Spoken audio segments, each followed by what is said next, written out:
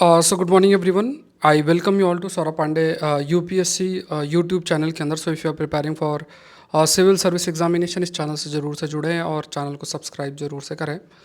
आज का टॉपिक्स देखते हैं. फ्लोरेसेंट नैनो डायमंड्स के बारे में. Brazil coast eroding faster rule 3.1 ये है. इस पर पहले भी चर्चा कर रखी बट थोड़ा ब्रीफ में डिस्कस कर लेंगे. ये साइंस टेक का टॉपिक है. ये एनवायरनमेंट और जोग्राफी का टॉपिक है. चाइना वियतनाम की बात की जाए तो this is again IR topic.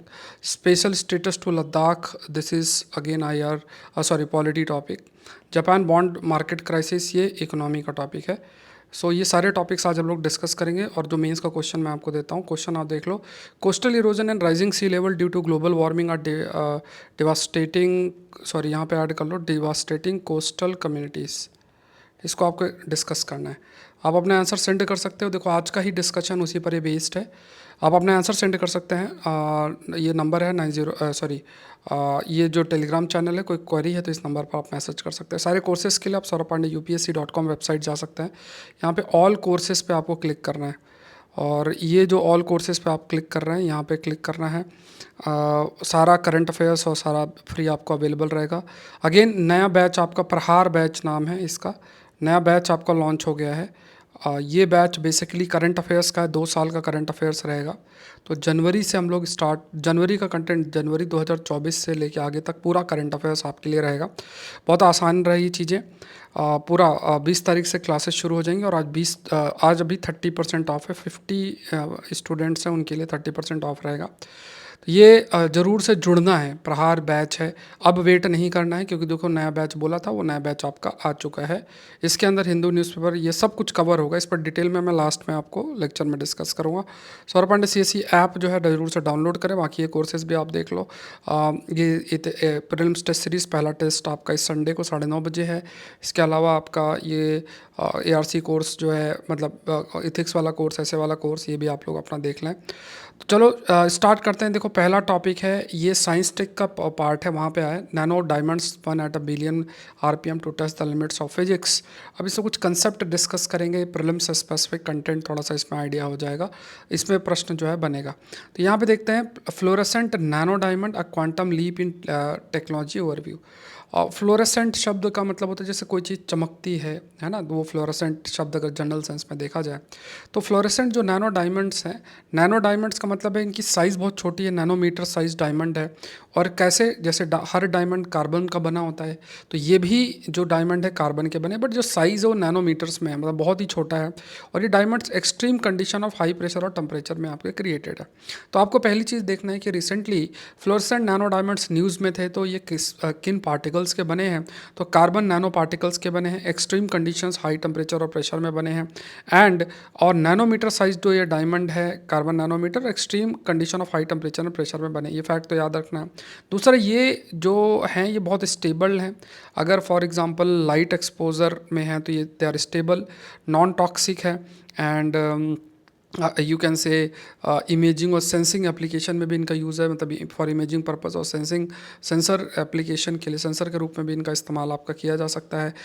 Superior fluorescence है. यहाँ पे 10 नैनो सेकेंड तक का इनका जो फ्लोरेसेंस, मतलब जब तक ये लाइट सा इनका चमकता है, that can reach up to 10 nanoseconds, जो कि कंसीडर किया जाता है काफ़ी अधिक है.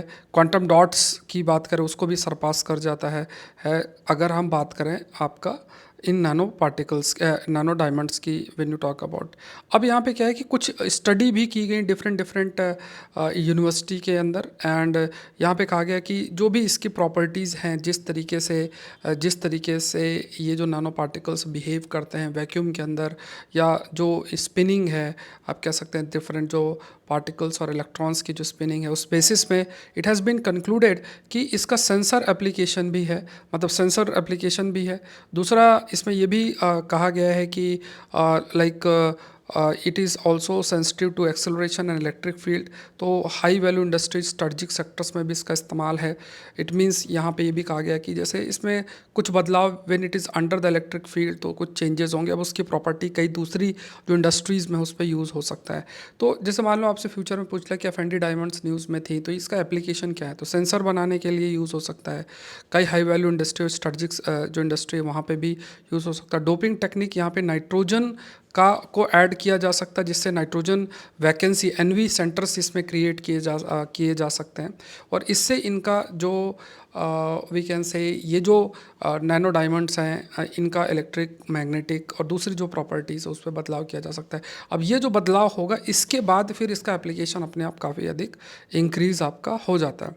फिर क्वांटम सुपरपोजिशन की बात इसमें की गई है। सुपरपोजिशन ऑफ इलेक्ट्रॉन्स मतलब एक ही समय में may be there are more than 2 electrons. तो यहाँ पे जो क्वांटम टेक्नोलॉजी है उसका एक बहुत ही एक बेसिक प्रॉपर्टी होती है, जैसे हम लोग डिस्कस करते हैं कंप्यूटर के केस में, कि जैसे एक ही टाइम पे अगर कोई इन्फॉर्मेशन स्टोर है दैट कैन बी आइदर 1 और 0। क्लासिकल जो कंप्यूटर्स होता है, अगर क्वांटम कंप्यूटर्स की बात करें तो सेम टाइम पे 1 और 0 वैल्यू हो सकती है। तो ये जो प्रॉपर्टीज़ को सुपर पोजिशन बोलते हैं। तो ये जो सुपर पोजिशन की जो है ये भी डेवलप आपका किया जा सकता है, like hold the potential for microscopic quantum superposition of electron. तो ये भी एक इसका बेनिफिट रखा है, मतलब इसको हाईलाइट किया गया। दूसरा इरेडिएशन इफेक्ट की बात किया गया है। जैसे मान लो कि जो ये फ्लोरेसेंट नैनो डायमंड्स हैं they can emit light of various colour.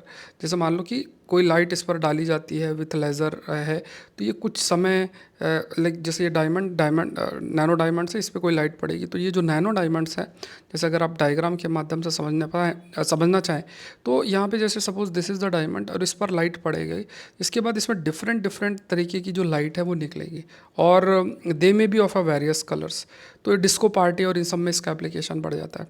Sensor application भी है, जैसे अभी मैंने बताया कि इसका सेंसर एप्लीकेशन भी है। इसमें सेंसर है because they are sensitive to acceleration electric field, जो अभी डिस्कस किया है। फिर इसका गायरोस्कोप डेवलपमेंट में भी यूज़ है। जैसे ये अगर आप देख रहे हो इसको गायरोस्कोप बोलते हैं और इससे मेनली जो ओरिएंटेशन, एंगुलर वेलोसिटी सबको मेजर किया जाता है। तो इसके लिए भी इसका इस्तेमाल जो है वो आपका है। तो ये बाकी डोपिंग वाला हमने देख लिया, क्वांटम सुपरपोजिशन भी देख लिया और बहुत सारे जो फिजिक्स के कंसेप्ट और ये सब है, इस पे भी एप्लीकेशन के लिए इसका इस्तेमाल किया जा सकता है। अब देखो ये पूरा कंटेंट मैंने आपको बना दिया, ठीक है। अब आपको बस इतना पूरा रीड करने का ज़रूरत नहीं, इसको आप just go through it and this will be of great help. Next देखते हैं, ये एक टॉपिक आपका बन जाता है। और मैं फिर से आपको बता देता हूँ कि करंट अफेयर्स का प्रहार नया बैच लॉन्च हो गया। 20 तारीख से क्लासेस जो हैं वो आपको रेगुलर रहेंगी, हर दिन मंडे टू संडे पूरा 9 बजे रात को शेड्यूल्ड है सारी क्लासेस। और वीक में एक आपकी डाउट क्लियरिंग सेशन भी होगी, तो उसको बिल्कुल मिस नहीं करना है। पूरी डिटेल मैं लेक्चर के एंड में दूंगा। और आज 30% ऑफ भी है इस पूरे मतलब जो कोर्स है इसमें, तो इसका बेनिफिट ज़रूर से उठाना। फर्स्ट 50 स्टूडेंट्स हैं उनके लिए जो है 30% ऑफ रहेगा। तो इसमें काफ़ी प्रीलिम्स और मेंस का कंटेंट दोनों कवर्ड है। डिटेल अलग से मैं एक लेक्चर भी बना दूंगा, तो उसको आप देख लेना। अच्छा, एक इन्फॉर्मेशन ये भी है कि एक वीडियो मैंने डाल भी दिया है कि द हिंदू न्यूज़पेपर है उसमें कितने क्वेश्चंस आए हैं, वो डाल दिया है। कल जीएस पेपर 2 का सॉल्यूशन टेलीग्राम चैनल पे भी शेयर कर दिया है, तो वो भी आप देख लें। नेक्स्ट देखते हैं, ये टॉपिक है ब्राज़ील कोस्ट इरोडिंग फास्टर। ये टॉपिक आप देख लो, that is the Brazil coast जो है वो बहुत तेज़ी से इरोड हो रहा है। तो कोस्टल इरोजन, तो ग्लोबल वार्मिंग की अगर बात की जाए, ग्लोबल वार्मिंग की वजह से एक ये ध्यान में, जैसे कोस्टल इरोजन, जैसे हमारा जो कोस्टल इलाका है वहाँ पे अगर लगातार समुद्र की लहरें अगर उस पर पड़ती हैं तो मिट्टी इधर से उधर जाती है, तो इरोजन उसे हम कहते हैं। तो यहाँ पे ग्लोबल वार्मिंग और रिवर जो सिल्टिंग है इसकी वजह से एक जगह आटाफोना करके है, तो ये यहाँ पे काफ़ी अधिक इरोजन जो है देखने को मिल रहा था। एक तो सी लेवल राइज भी है, थोड़ा इंक्रीज़ हुआ है, ये फैक्टर भी है। दूसरा कोस्टल एरिया जैसे आटाफोना है, यहाँ पे जो ओशियन है उसका भी थोड़ा सा हाइट है वो इंक्रीज़ होने की बात कही जा रही है। दूसरा जो अमेजन रिवर जो स्ट्रेंथ है वो भी आपका रिड्यूस हुआ है, कई ड्रॉट्स और ये हैं। तो इससे क्या है कि जैसे मान लो एक तरफ से अमेजन रिवर आ रही है, एक तरफ से समुद्र का पानी आता है, तो रिवर एक्सटेंड कर देती है पानी को समुद्र के। अब क्योंकि ये सूख रही है रिवर, तो समुद्र का पानी और आगे तक आ रहा है, तो ये भी एक बहुत बड़ा, अब इससे क्या पूरी की पूरी बायोडाइवर्सिटी डैमेज हो जाएगी। क्योंकि जो सॉल्टी वाटर है, जो सॉल्टी वाटर वो और आगे तक कोस्टल इलाके में जा रहा है। अब उस सॉल्टी वाटर में सारे जो जीव हैं they will not be able to survive. तो this is also a matter of great concern. फिर उस पर कई सारे एफर्ट्स लिए जा रहे हैं, जैसे पोंटा नेग्रा बीच है आपका एक, वहाँ पे कई कदम आपके उठाए जा रहे हैं। उसके बाद जो IPCC फाइंडिंग है, जो intergovernmental panel climate change है, उसमें भी कहा गया कि कि that the sea levels are rising at accelerated rate. अब धीरे धीरे ये बढ़ता जा रहा है तेज़ी से। इस रिपोर्ट को आप कोट कर सकते हैं। सी लेवल राइज एक मैटर ऑफ कंसर्न भी है। इसका इम्पैक्ट देखा जाए तो कई सारी जो बीच साइड कम्युनिटीज़ आपकी रह रही हैं, ख़ास तौर से ब्राज़ील के कोस्टल इलाके में, वो बहुत तेज़ी से अफेक्ट होगी। तो आज का मेंस का प्रश्न भी इसी से रिलेटेड है कि कैसे they are going to be affected. अगर कोस्टल इरोजन और राइजिंग सी लेवल है ड्यू टू ग्लोबल वार्मिंग, तो किस तरीके से जो कोस्टल कम्युनिटी है ब्राज़ील के अंदर, they are going to affected and impacted. Next देखते हैं, ये एक टॉपिक है, ये हम लोगों ने ऑलरेडी डिस्कस किया बॉम्बे हाई कोर्ट के कंटेक्स्ट में, बट थोड़ा सा ब्रीफ में एक और देख लेते हैं। तो बॉम्बे जो हाई कोर्ट है उसके कंटेक्स्ट में एक बहुत ही मतलब जो आर्गूमेंट्स हैं वो हमने ऑलरेडी जो है डिस्कस किया हुआ है। ठीक है, तो ये आप देख सकते हो कि a case of nothing but a patent censorship की बात की गई है इसमें। तो इसमें यहाँ पे ये टॉपिक अगेन ये आपका पॉलिटी का टॉपिक है। ठीक है, this is again related with polity.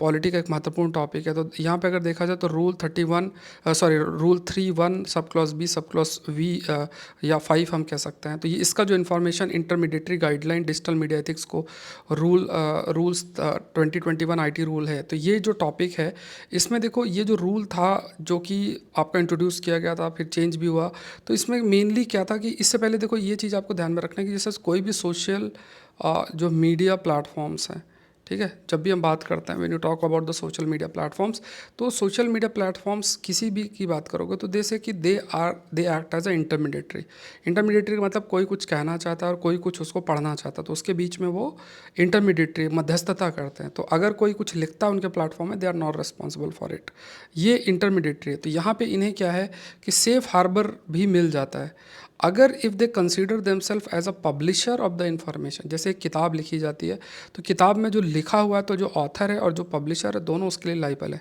सो अगर वो पब्लिशर ऑफ इंफॉर्मेशन होगा तो उनके ऊपर जो भी अगर गलत कुछ भी होता है तो they will be liable.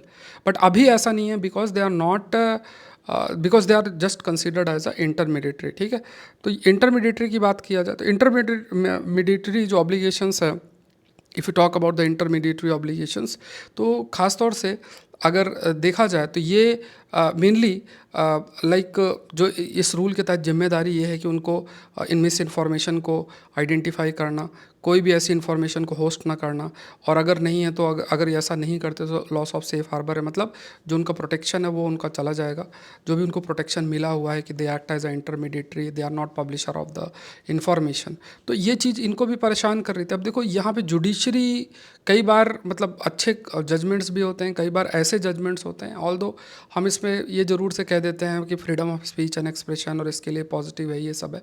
But आप इस चीज़ को समझो कि देखो एब्सोल्यूट फ्रीडम कभी भी एब्सोल्यूट जो फ्रीडम है उसको हैंडल हम इतना आसानी से नहीं कर सकते। अगर आप रोड में बिना रेड लाइट के चला दो, भले कितना कोई पढ़ा लिखा हो, आप देखोगे कोई रुकने को लिए तैयार नहीं होगा और एक्सीडेंट होगा ही होगा अगर वहाँ कोई जो रोकने वाला नहीं है, या फिर रेड लाइट के माध्यम से रूल्स रेगुलेशन के माध्यम से चीज़ों को मैनेज नहीं किया जा सकता। Because we can't control our freedom, it's very important. तो वो उसको हमें सर्टन प्रोविजंस और गाइडलाइंस हमें प्रोवाइड करना पड़ेगा, क्योंकि ये भी हमें देखना कि यार अगर मान लो आपका अगर फ्रीडम है मिस इन्फॉर्मेशन स्प्रेड करने का, तो उस मिस इन्फॉर्मेशन से जो दूसरा सामने वाला पर्सन अफेक्ट हो रहा है उसका भी तो फ्रीडम है कि उसको ऐसी चीज़ों से बचना चाहिए, या उसकी जो राइट्स हैं वो आपके अफेक्ट ना हो। तो एक आपका रूल्स रेगुलेशंस बहुत मैटर जो है करते हैं। अब इन सबको अगर बड़ी बड़ी कंपनीज़ को इम्प्लीमेंट करना, तो उनका भी बहुत सारा रिसोर्स लग रहा है। अब खास तौर से डेवलप्ड वर्ल्ड में तो ये सब कुछ इंप्लीमेंट करते हैं क्योंकि वहाँ रूल्स रेगुलेशन बहुत स्ट्रिक्ट हैं। बट डेवलपिंग सोसाइटी में कुछ लूपहोल्स हैं, उसका वो फ़ायदा उठाते हैं। अब मान लो उधर से एक लॉबी को पैसा दिया, उधर जुडिशरी को पुश किया, लॉ कुछ रूल्स रेगुलेशंस सामने रखे, कुछ आर्गूमेंट्स किया, और ये जो एप्लीकेशन है रूल्स का जिसके माध्यम से उनके पास ये जिम्मेदारी थी कि दे मे लूज़ दिस सेफ हार्बर। तो उस कंसिड्रेशन में जो है आप कह सकते हो कि उस कंसिड्रेशन में आप कह सकते हैं कि अब उनके लिए कंसर्न था। तो अब अगर ये रूल हट जाएगा तो ये सब चीज़ें उन्हें इतना मैनेज नहीं करनी पड़ेगी। अब कंसर्न जैसे ऑल्दो कंसर्न ये है कि सेंसरशिप हो सकती है, chilling effect on expression, balance between miss information control and free speech rights दोनों के बीच में है। अब ये बहुत मैटर भी करता है। देखो सिंपल सी बात है कि भारत एक डेमोक्रेटिक सिस्टम है। अगर आपका कंटेंट सही है, सही चीज़ कोई बोल रहा है, तो कभी भी उस कंटेंट को ऐसा तुरंत डाउन नहीं किया जा सकता है। बट मिस इन्फॉर्मेशन कंट्रोल करना बहुत मैटर करता है, ख़ास तौर से आज के टाइम पे जो एआई बेस्ड जनरेशन है, या आप कह सकते हो जो डीप फेक्स हैं, उस कंसिडरेशन में देखा जाए। लीगल फ्रेमवर्क की बात करें तो आईटी एक्ट 2000, यहाँ पे सेक्शन 79 सेफ हार्बर प्रोविज़न है। तो यहाँ पे आईटी एक्ट में सेक्शन 79 है सेफ हार्बर प्रोविज़न, जो भी मैंने आपको एक्सप्लेन किया। अब इसमें गवर्नमेंट का पोजीशन है claims of non coerciveness, regulatory justification, right to regulate, मतलब ये है ना। तो यहाँ पे सरकार यही करेगी, देखो ये हमारा राइट है कि मिस इन्फॉर्मेशन है या फॉल्स इन्फॉर्मेशन है उसको रेगुलेट किया जाए। मिस इन्फॉर्मेशन के माध्यम से बहुत सारे जो लोग इम्पैक्ट होते हैं, जैसे वुमेन हो गई या बच्चे हो गए, तो वो कॉन्स्टिट्यूशनल प्रोटेक्शन भी प्रोवाइड करना, सर्टेन राइट्स को रेस्पेक्ट करना। अब अभी फ़िलहाल के लिए ये रूल को मतलब एक तरीके से गलत ठहराया गया है। एंड यहाँ पे कुछ दूसरे जज उन्होंने कहा that it is no direct threat to free speech. और यहाँ पे लाइक जो जज हैं, मतलब जैसे मान लो जो मेजोरिटी ओपिनियन होता है वही जजमेंट में सामने आता है, उसी को इम्प्लीमेंट आपका किया जाएगा। तो यहाँ पे prioritise business safety over user right, impact on user generated content. अब चैलेंज जो है जो आप कह सकते हैं कि इंटरमीडिएटरीज़ के लिए भी है, और वो यही है कि उनको देखना पड़ेगा कि एक तरफ उन्हें अपना बिजनेस प्रायोरिटाइज़ करना है, या जो यूज़र सेफ्टी है उसकी तरफ भी देखना है। क्योंकि बिजनेस प्रायोरिटाइज़ अगर कोई मिस इन्फॉर्मेशन भी स्प्रेड कर रहा है तो उससे हो सकता है उनके बिजनेस पर कोई असर न पड़े, बहुत सारे जो यूज़र्स हैं उनके राइट्स माइट बी अफेक्टेड, तो उसको कैसे बैलेंस किया जाए। फिर यहाँ पे कहा गया कि यहाँ पे मेथड अपनाना मिस इन्फॉर्मेशन मैनेजमेंट का, बट ये कह देना कि अल्टरनेटिव मेथड अपनाना, बट कैसे भाई, जिसका कंटेंट पब्लिश हो रहा है, जो जिसमें कंटेंट पब्लिश हो रहा है, जो इंटरमीडिएटरी, अगर उसी को आपने कह दिया कि तुम्हारी जिम्मेदारी नहीं, तो फिर कौन करेगा। उसका तो रोल है ही ना कि आपका प्लेटफॉर्म यूज़ हो कि कोई मिस इन्फॉर्मेशन डिसइन्फॉर्मेशन स्प्रेड कर रहा है। अब ऐसे तो लोगों के परसेप्शन को बहुत बदला जा सकता है, हमारा माइंड इतना मेच्योर नहीं है अब, और हमारा ही क्या किसी का नहीं है, चाहे डेवलप्ड सोसाइटी हो चाहे डेवलपिंग सोसाइटी है। हमारी जो कॉग्निटिव हैकिंग हो सकती है because of this miss information and disinformation, तो वो मैटर ऑफ कंसर्न जो है। नेक्स्ट देखते हैं चाइना वियतनाम डिप्लोमेसी की बात की गई है। तो चाइना वियतनाम के बारे में देखा जाए तो वियतनाम के जो प्रेसिडेंट हैं उन्होंने अभी चाइना को विजिट किया। ऐसे कुछ पॉइंट्स देख लेते हैं। देखो साउथ चाइना सी का जो रीजन है, एक तरफ वहाँ पे चाइना अपने डोमिनेंस को बढ़ाना चाहता है, यूएस वहाँ एंटर कर रहा है, ताइवान को वहाँ रीच कर रहा है, फिलीपींस से अपना डिस्प्यूट कर रहा है। वियतनाम का, भारत और वियतनाम का अच्छा रिश्ता है, वियतनाम और चाइना का इतना अच्छा रिश्ता नहीं, बट अब वियतनाम भी चाइना के साथ एक अच्छा रिश्ता डेवलप करना चाहता है। और है ना, तो ये विजिट मतलब अभी जैसे यूएस और फिलीपींस का जो एफर्ट है कि चाइना वियतनाम के साथ मिल के against China and South China Sea, मतलब खास तौर से तो जो भी टेंशन, जो पॉलिटिकल टेंशन आपका फिलीपींस यूएस के बीच में, फिलीपींस और चाइना के बीच में है, या वियतनाम को भी साथ में इंक्लूड करना चाहते हैं, तो हो सकता है वियतनाम इस चीज़ को बैलेंस करना चाहे और जो भी अपना हिस्टोरिकल रिलेशन है उसको सामने लेकर आना चाहते हैं। अब यहाँ पे कहा गया कि अपना जो जॉइंट स्टेटमेंट पे है उसमें इन्होंने कहा कि हम अपना स्ट्रेटजिक पार्टनरशिप रखेंगे, अब एक दूसरे को सपोर्ट करेंगे, शेयर्ड फ्यूचर की तरफ जाएंगे। शेयर्ड फ्यूचर मतलब देखो मेरा भविष्य तुम्हारा भविष्य एक सा है, एक समान है, तो हमें कदम उठाना है। फिर उसके बाद जो इनके बीच में ट्रेड भी काफ़ी बड़ा है, China being Vietnam largest import market, second largest export market भी है, तो इकोनॉमिक इंटरडिपेंडेंस बहुत अधिक है दोनों के बीच में। ऐसा नहीं तो तुरंत युद्ध लड़ने लग जाएंगे। लगभग कई एग्रीमेंट्स भी साइन किए गए इंफ्रास्ट्रक्चर, हेल्थ सेक्टर में, जिससे कि इनका पार्टनरशिप और तेज़ी से हो। फिर बैम्बू डिप्लोमेसी का एक कंसेप्ट आता है जिसमें लाइक बैम्बू डिप्लोमेसी का कंसेप्ट है जिसमें बैलेंस्ड फॉरेन पॉलिसी जो है रहती है, जिसमें आप अलग अलग जो पोल्स ऑफ पावर उनके सबके साथ रिश्ते बना के रखते हो। ऐसा नहीं कि एक तरफ आप झुक गए, तो यूएस, इंडिया, रशिया, जापान सबके साथ जो रिश्ता है वो आप मेंटेन करके रख रहे हो। फिर Vietnam views India as a partner for cultural and historical ties, well China is seen as ideological ally. तो यहाँ पे आपको याद रखना, कल्चरल कनेक्शंस की बात करें, वियतनाम जो है it views India as a partner. वियतनाम भारत को एक अपना सांस्कृतिक पार्टनर के रूप में भी कंसिडर किया जाता है। और जो चाइना है वो आइडियोलॉजिकल एलाय, मतलब जो एक विचारधारा है उसकी सिमिलैरिटी काफ़ी अधिक है। तो कहीं ना कहीं देखो चाइना भी कोशिश करता है कि जो प्रेजेंट रिजीम है वो कुछ ऐसी आई है जो कि उसके लिए फेवरेबल है, तो ऐसे रिजीम को लोग एलेक्ट हो जाए ऐसा वो फोकस करता है। लीडरशिप में चेंज होगा तो अपने आप अपने इंटरेस्ट को इस्टाब्लिश किया जा सकता है।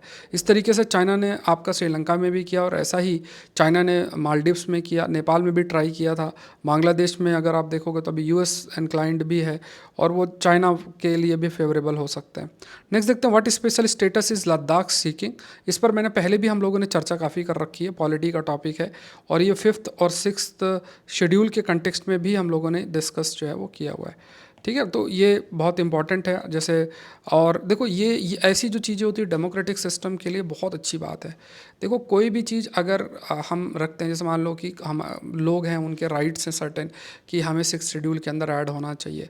अब वो अगर डेमोक्रेटिक सिस्टम के अंदर अपनी वॉइस रेस करते हैं, अपना एक मोबिलाइजेशन करते हैं, अपनी बात रखते हैं, प्रोटेस्ट करते हैं, तो यही चीज़ डेमोक्रेसी को स्ट्रेंथन करती है। ये बहुत इंपॉर्टेंट है। देखो अब सबसे बड़ी ज़रूरी चीज़ क्या होती है कि ट्रस्ट बनना। जैसे अगर आप पाकिस्तान की बात करोगे, बलूचिस्तान के अंदर जैसे भी लीडर का अपॉइंटमेंट है वो अपने हिसाब से एक प्रॉक्सी लीडर अपॉइंट कर देते हैं, लोकल रिप्रेजेंटेशन उनका नहीं रहता। तो वहाँ के जो लोग, उनको लगता है कि ये सब बाहर वाले हमें रूल कर रहे हैं, तो वो कभी भी साथ नहीं देंगे देश का।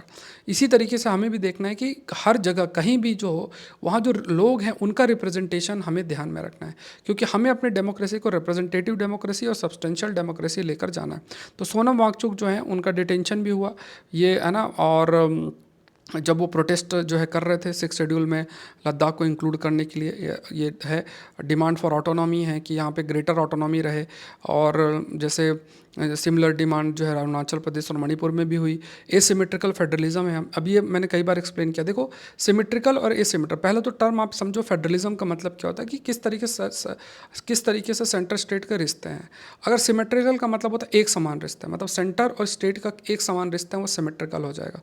हमारे यहाँ पे ऐसा नहीं है, हमारे यहाँ पे यूनियन टेरिटरी है, जहाँ पे असेंबली है, वो वहाँ पे अलग तरीके के रिश्ते हैं। अगर आप देखोगे कुछ और लेवल पे देखोगे, फॉर एग्ज़ाम्पल है ना, कि एक तरीके से अगर आप इफ़ यू सी, एक तरीके से अगर आप देखो तो जो कुछ स्टेट्स हैं जो कि आर्टिकल 371 के अंदर मेंशन्ड है, कई सारे स्टेट, उनका एक स्पेशल प्रोविज़न, तो उनके साथ रिश्ता एक अलग तरीके से है। तो ये जो है सिमेट्रिकल और एसिमेट्रिकल, मतलब एक समान रिलेशन की बात हम जो है वो नहीं करते हैं। ठीक है, तो ये पॉइंट आप हमें ध्यान में रखना है। तो एसिमेट्रिकल फेडरलिज्म हमारे यहाँ है। तो अगर एसिमेट्रिकल फेडरलिज्म में, तो उसमें कहा गया कि मतलब लद्दाख कह रहा है कि यार हमें 6 शेड्यूल के अंदर होगा तो हमें ज़्यादा ऑटोनॉमी मिलेगी। तो ये एक पार्ट है, क्योंकि बहुत सारी जगह पे हमने स्पेशल प्रोविजंस बहुत सारे स्टेट्स के लिए कर रखे हैं, तो यहाँ भी हम कर सकते हैं, because we follow this asymmetrical model. तो ये है ट्राइबल पॉपुलेशन जो भारत में है वो हिस्टोरिकली ऑटोनॉमस थी। जब फिर उसके बाद ब्रिटिश कॉलोनियन जो बॉडी पॉलिसीज़ हैं, उन्होंने उनके कई सारे रिस्ट्रिक्शंस इम्पोज किए। फिर कई सारे आप देखोगे कि ट्राइबल रिबेलियन भी आए, कोल रिबेलियन, सांथल मुंडा रिबेलियन। फिर गवर्नमेंट ऑफ इंडिया एक्ट 1935, इसमें ये जो एक्ट है इसने excluded and partially excluded area रखे, जिसमें सर्टेन पावर्स जो गवर्नर थे उनको दिया गया। कुछ स्पेशल प्रोविजन जैसे 6 शेड्यूल है, ये स्पेशल प्रोविज़न प्रोवाइड करता है for the governance of tribal area, उनके राइट और ऑटोनॉमी को प्रोटेक्ट करने के लिए। तो ये सब थोड़ा सा ध्यान में रखना है। तो यहाँ पे जैसे 5th शेड्यूल है, तो scheduled area declared by the president, इसमें ट्राइबल पॉपुलेशन डेंसिटी देखा जाता है, इकोनॉमिक फैक्टर देखा जाता है। 10 स्टेट हैं ऐसे जिसमें शेड्यूल्ड एरिया, इसमें ट्राइबल एडवाइजरी काउंसिल है, ट्राइबल एडवाइजरी काउंसिल भी होती है जिसमें ट्राइबल एमएलएज होते हैं, है ना। और मेनली एम रहता है कि एडवाइजरी काउंसिल किस तरीके से शेड्यूल ट्राइब के वेलफेयर के लिए काम कर सके। 6 शेड्यूल की बात करते हैं, इसमें आसाम, मेघालय, मिजोरम, त्रिपुरा की बात की जाए तो ऑटोनॉमस डिस्ट्रिक्ट काउंसिल्स होते हैं जिसमें 30 मेंबर्स होते हैं, जिसमें 4 नॉमिनेटेड होते हैं। इसमें land management, law making, local governance है, एजुकेशन, हेल्थ, इंफ्रास्ट्रक्चर पे फोकस आपका किया जाता है। स्पेशल प्रोविजन जो नॉर्थ ईस्टर्न स्टेट्स में है, आर्टिकल 371 ए से लेकर आर्टिकल 371 एच है, वो कई सारे स्टेट्स को कवर करता है। और ये सारे मतलब लोकल कस्टम को प्रोटेक्ट करना जो वहाँ के अपने तरीके हैं। उसके बाद कमेटी है ट्राइबल और हिल एरियाज़ के लिए, स्पेशल रिस्पॉन्सिबिलिटी गवर्नर की है। कई चैलेंजेस हैं, है ना, क्योंकि देखो ऑटोनॉमी तो है थ्योरेटिकल सेंस में, बट बहुत सारी चीज़ों में लिए सेंट्रल गवर्नमेंट का अप्रूवल ज़रूरत होती है। तो क्लियर गाइडलाइन चाहिए कि कैसे हम ऑटोनॉमी मेंटेन कर सकते हैं। 125th जो अमेंडिंग थी फॉर, ठीक है, तो अमेंडमेंट 125th एक अमेंडमेंट किया भी गया था। जैसे कई सारे ऐसे डिमांड भी हैं, अरुणाचल प्रदेश और मणिपुर भी 6 शेड्यूल के लिए डिमांड कर रहे हैं, लद्दाख भी डिमांड कर रहा है। फॉरेस्ट राइट एक्ट 2006 है, उसका भी रिकॉग्निशन और एनफोर्समेंट बहुत मैटर जो है वो करता है। ठीक है, तो ये फैक्ट्स ध्यान में रखने हैं। नेक्स्ट देखते हैं, ये आपका इकोनॉमी का टॉपिक आपका हो गया है। This is related with economy. तो यहाँ पे जापान के जो थोड़ा बॉन्ड क्राइसिस है उसको देख लेते हैं। एंड यहाँ पे लाइक एक कदम उठाया गया है जिसमें बहुत सारे जो बॉन्ड्स होते हैं उसको बाय किया गया है। और इससे काफ़ी सारे जो मार्केट है उसको अफेक्ट आपका हुआ है। तो देखो ये थोड़ा-सा मैं आपको कॉन्टेक्स्ट दे देता हूँ। पहली चीज़ तो आपको बॉन्ड समझो मतलब ये कागज़ है। आपने सपोज़ करो कि आपने एक वो कागज़ खरीदा, कागज़ मतलब जो उसमें सारा लिखा रहता है, आपने खरीदा 5 साल के लिए पैसा दिया, 5 साल तक उस कागज़ को आप रखोगे और उसके बाद आपको एक इंटरेस्ट रेट मिलेगा। तो आपका पैसा मान लो आपने बैंक से खरीदा तो आपके पैसे बैंक के पास चलेगा और आपके वो ये पता है कि यार 10-20%, 10-12% जो है मुझे रिटर्न इसका 5 साल बाद मिलेगा। तो वो कागज़ आपने सँभाल के रखा हुआ है। लेकिन असल में आप वो पैसा रखे हो और 5 साल बाद ही यूज़ कर सकते हो क्योंकि आपका पैसा बैंक के पास है। अब देखो जापान की स्थिति क्या है कि जापान में एक स्थिति फेस हो रही है जिसे हम डिफ्लेशन कहते हैं। डिफ्लेशन का मतलब ये है कि डिमांड बहुत कम है मार्केट के अंदर। अब इस चीज़ को क्या है कि जापान का जो बैंक है वो दूर करना चाहता है। वो ये चाहता है कि यार जो लोगों के पास पैसा आए, ज़्यादा से ज़्यादा जो पैसा जो है वो आए और फिर वो पैसा आएगा तो चीज़ों को खरीदेंगे, डिमांड जनरेट होगी।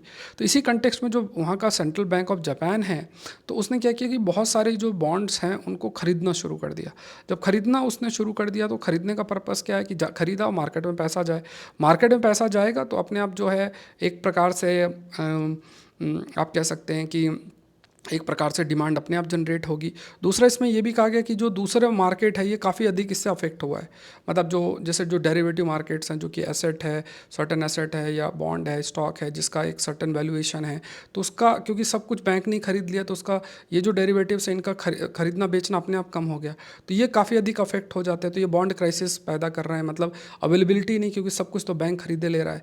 तो बैंक जब खरीदे ले रहा है तो उस केस में क्या है कि एक बेनिफिट तो ये है कि ठीक है, लोगों के हाथ में पैसा ज़्यादा से ज़्यादा होगा, मार्केट में पैसा जाएगा, लेकिन जो अवेलेबिलिटी है बॉन्ड्स की वो रिड्यूस हो जाएगी। तो जैसे तो यहाँ पे क्या कहा गया कि एसेट परचेस किया गया बैंक ऑफ जापान के अंदर, बॉन्ड का शॉर्टेज हुआ, लो बॉन्ड यील्ड हुआ, इन्वेस्टर अट्रैक्ट ही नहीं हो रहे हैं, मतलब वो इन्वेस्ट करने के लिए तैयार ही नहीं है। तो ये सब चीज़ें हैं।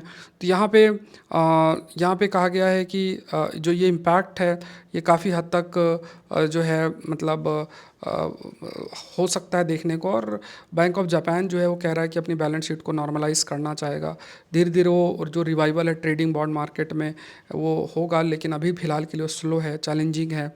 और जो स्कैरसिटी है मतलब कमी जो है बॉन्ड की ओपन मार्केट में, वो कहीं ना कहीं जो इन्वेस्टर है उसकी एबिलिटी को भी करेगा। देखो जनरली चीज़ों के प्राइस कैसे बढ़ती है जब उसका बहुत ट्रेड होता है। आज आपने खरीदा, आपने किसी और को बेचा, उसने किसी और को बेचा, प्राइस ऐसे फ्लक्चुएट करते हैं डिमांड और सप्लाई पे। बट अगर सब कुछ बैंक ने ही खरीद लिया तो फिर आप क्या करोगे?